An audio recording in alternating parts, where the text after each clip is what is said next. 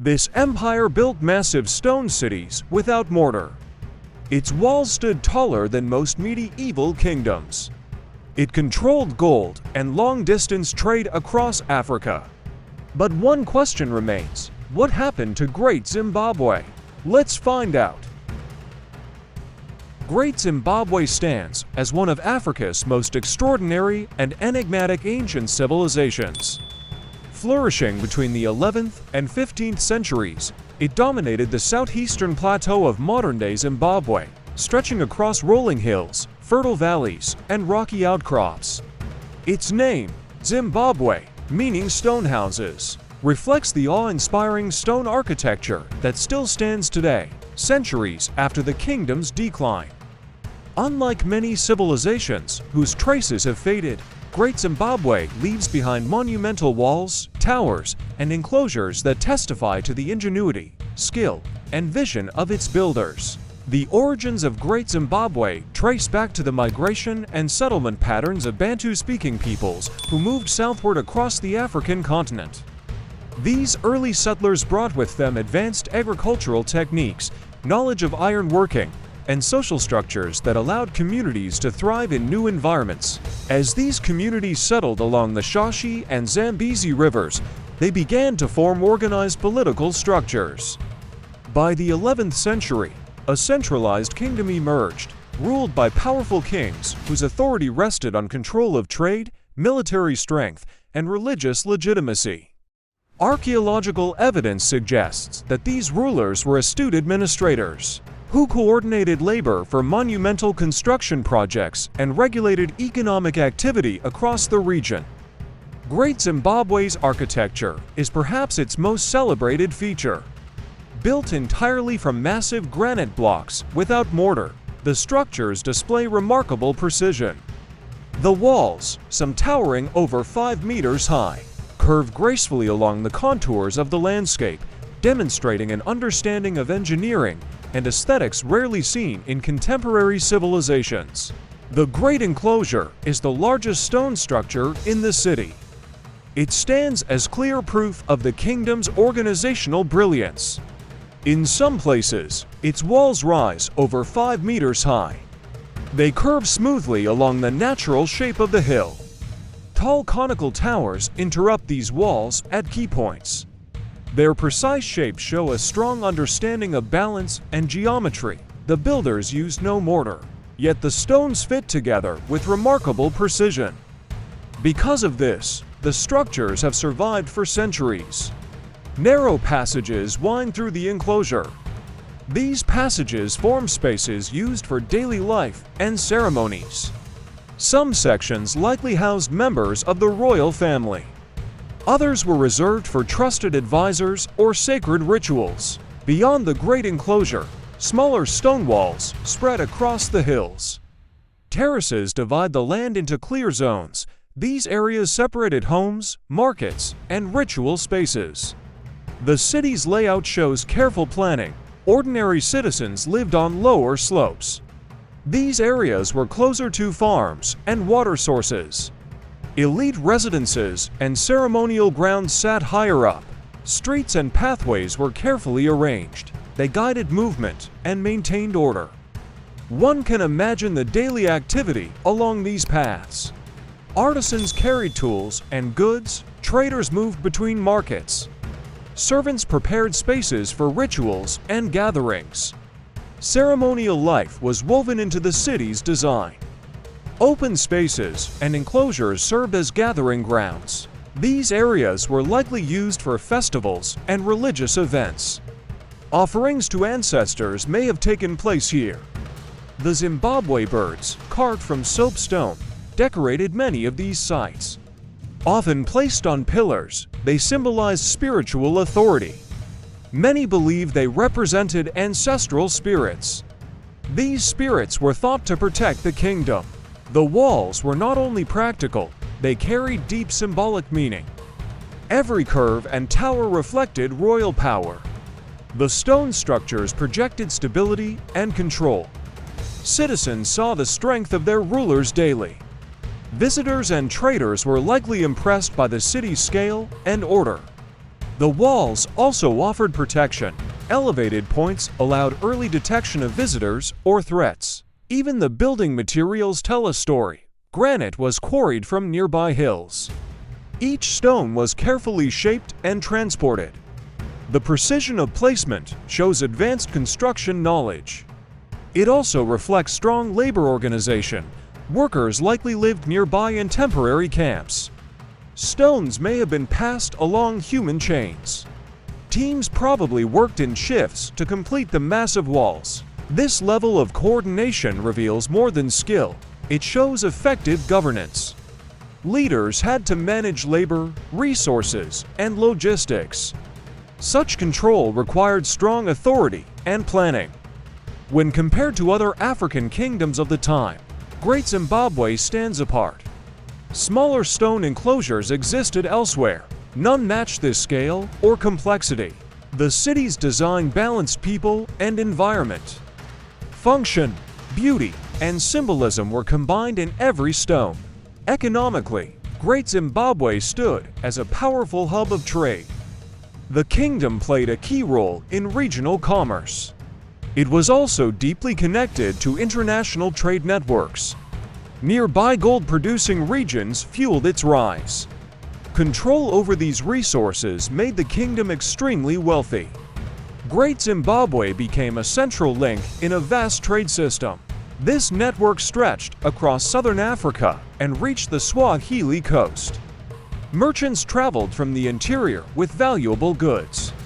They brought gold, ivory, hides, and grain. These items were exchanged for imported products.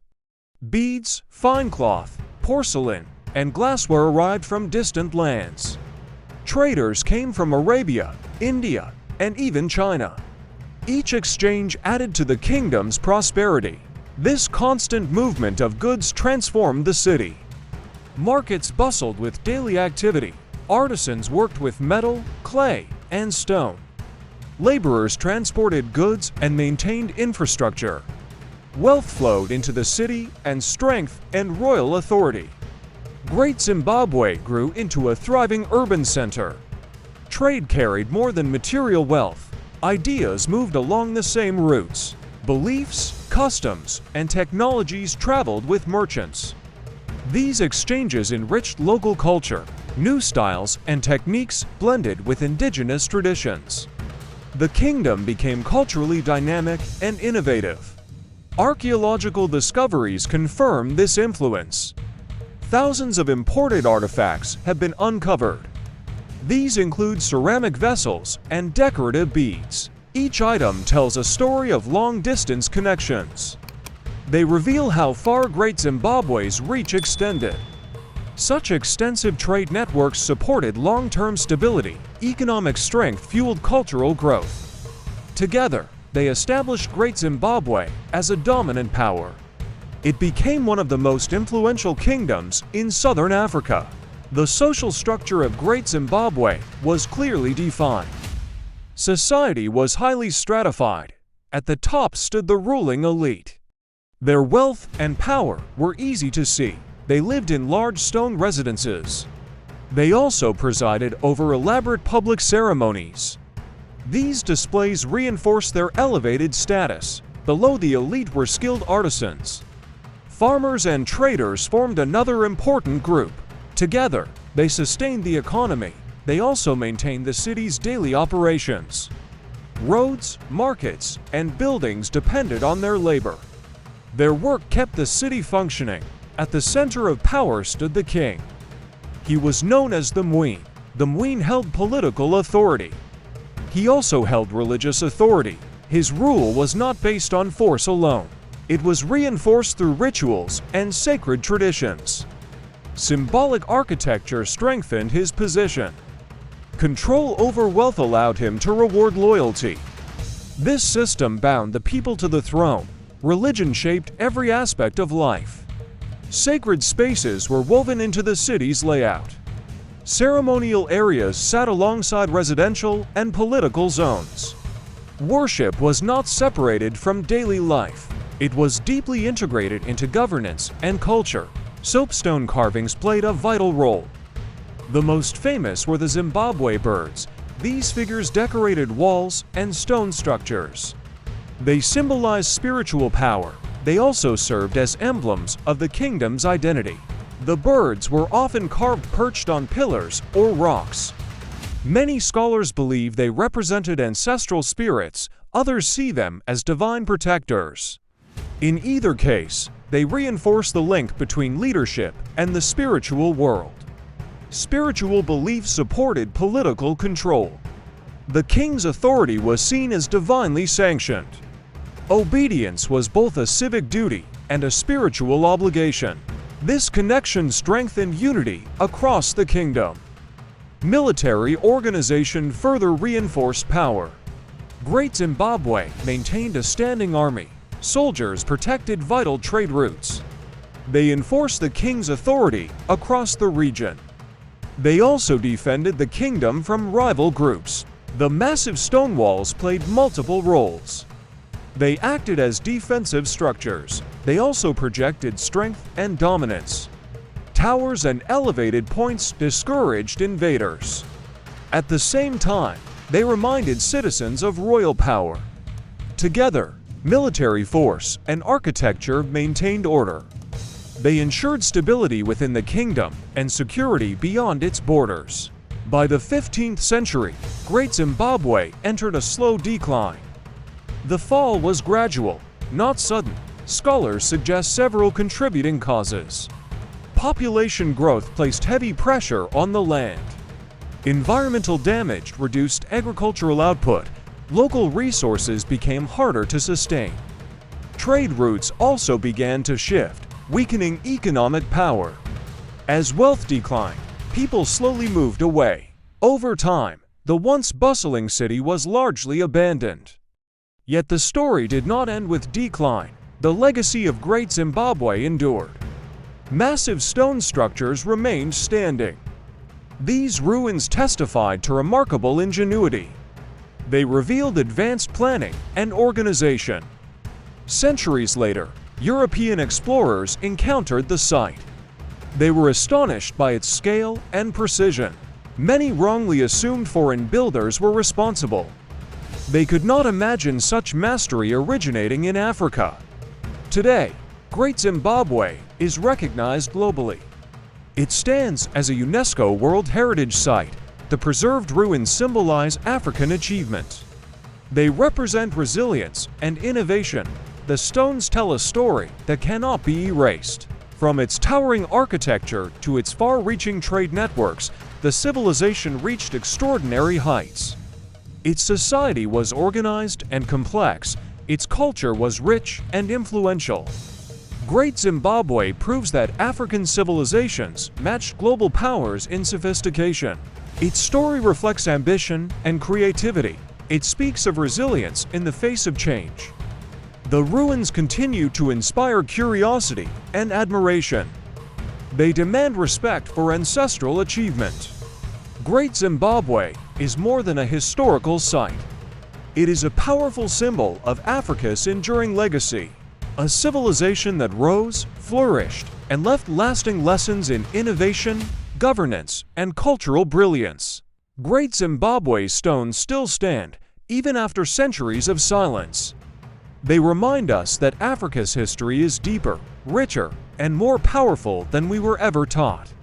If this story changed the way you see the past, support the channel.